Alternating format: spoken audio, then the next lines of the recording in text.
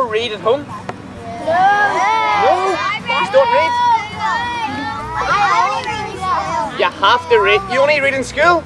You better not be going home playing the computer. Hands up who's playing the computer. Hands up who's got an Xbox, PlayStation, iPad. I got an iPad.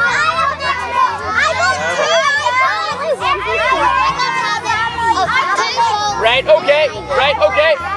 From now on, I'm the only one allowed to talk, so you have to have your listening ears turned on. Okay? So we're going to read a wee book, okay? I read every night, still, okay? Because once you stop reading, I've heard of this book. you stop learning. I read that book. Okay, shh. Have to listen. Remember, I always say, if you're talking, you're not listening. Okay? So here's wee one. Hands up who's listening.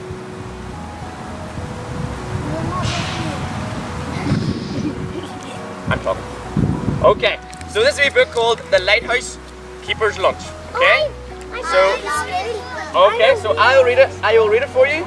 I just need everyone to make sure they're paying full attention and listening. Okay? Do you want to come on in a wee bit? Because you're just a wee bit far away. Can you come closer? Please. Because I've got a very loud voice. Okay. Once there was a lighthouse keeper called Mr. Grinning.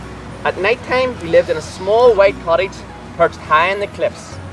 In the daytime, he rowed out to his lighthouse on the rocks to clean and polish the light. Mr. Grinling was a most industrious lighthouse keeper. Come rain or shine, he tended his light. Sometimes at night, as Mr. Grinling lay sleeping in his warm bed, the ships would toot to tell him that this light was shining brightly and clearly out to sea. Each morning, while Mr. Grinling polished the light, Mrs. Grinling worked in the kitchen of the little white cottage on the cliffs, concocting a delicious lunch for him. Once she had prepared the lunch, she packed it into a special basket and clipped it onto the wire that ran from the little white cottage to the lighthouse on the rocks. That would be a good fun zip line, wouldn't it? We are vertigo, you could have some fun on that. Okay. But one Monday, something terrible happened. Mrs. Grinning had prepared a particularly appetizing lunch. She had made a mixed seafood salad, a lighthouse sandwich, cooled chicken, sausages and crisps, peach surprise, iced sea biscuits, drinks and assorted fruit. Make me hungry. She put the lunch in the basket as usual and sent it down the wire. But the lunch did not arrive. It was spotted by 3 scavenging seagulls who set upon it and devoured it with great gusto. Clear off, you varmints, shouted Mrs. Grinling, but the seagulls took not the slightest notice. This is an excellent peach surprise, boys. She's a great cook, Fred. Scrumptious lunch, Tom. Seagulls, don't like seagulls. That evening, Mr. and Mrs. Grinling decided on a plan to baffle the seagulls. Tomorrow I shall tie the napkin to the basket, said Miss Grinling. Of course, my dear, agreed Mr. Grinling. A sound plan.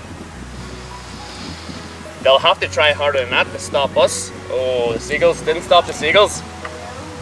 On Tuesday evening, Mr. and Mrs. Grinling racked their brains for another plan. They are a brazen lot, those seagulls, said Mrs. Grinling. Brazen indeed, said Mr. Grinling. What shall we do? Our cat does not appear to like seagulls, said Miss Grinling. No, my dear, said Mr. Grinling. Hamish is an accomplished seagull chaser. Of course, exclaimed Mrs. Grinling. Tomorrow Hamish can guard the lunch. A most ingenious plan, agreed Mr. Grinling. Hamish did not think this plan was ingenious at all. He spat and hissed at Mrs. Grinling as she secured him in the basket. There, Hamish, said Miss Grinling consolingly. I'll have a tasty piece of herring waiting for you when you arrive home. Uh-oh. My favourite, Hamish.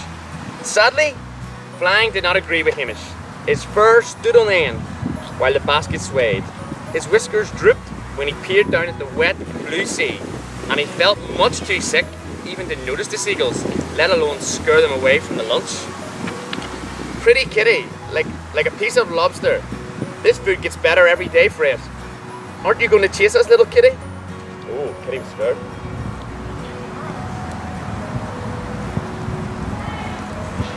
Okay, so on Wednesday evening, Mr. and Mrs. Grinning racked their brains and looked for a new plan. What shall we do? Said Mr. Grinning. Mrs. Grinning looked thoughtful. I have it, she exclaimed. Just the mixture for those hungry little seagulls. Indeed, my dear, said Mr. Grinning. What have you in mind? Wait and see, said Mrs. Grinning. Just wait and see. Mustard sandwiches. Does anybody like mustard? No. Chuckled Mr. Grinning. A truly superb plan, my dear. Truly superb. What happens when you eat too much mustard? No, don't. It burns, it goes up your nose and all done. It gets very hot, yeah.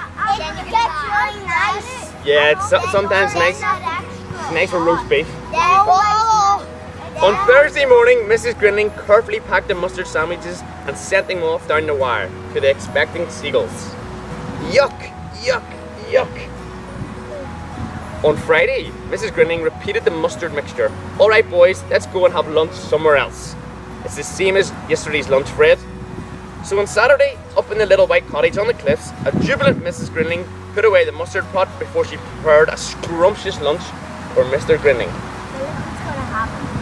While he waited for his lunch down in the lighthouse in the rocks, Mr. Grinning sang snatches of old sea shanties as he surveyed the coastline through his telescope. There's seagulls behind. Oh, and this is what he saw. No mustard in this lot, Tom. We'll fly back here for our lunch tomorrow again, boys. This is a delicious chocolatey Claire. The seagulls were on the back of the boat. I know. Very good. And the back of whose boat? Oh well, such is life, mused Mr. Grinning as he sat down to enjoy a leisurely lunch in the warm sunshine. The end.